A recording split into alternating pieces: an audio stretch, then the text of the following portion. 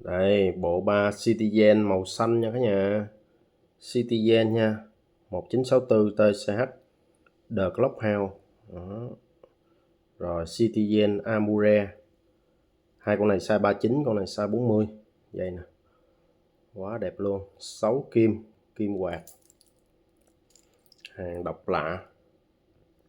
Đây, thích độc lạ đúng không? Nè, con này ai có không? Đó, Oceanot nè. Rồi, Casio niền xoay 6 kim. Thứ ngày 24 giờ. Quá đẹp luôn. Đây, Casio cổ nè, trăng sao. Oceanot nè. Sapphire.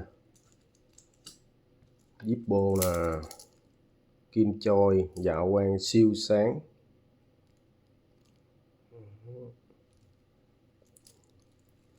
Đây, Oceanot nè. Con này ai có mới sợ.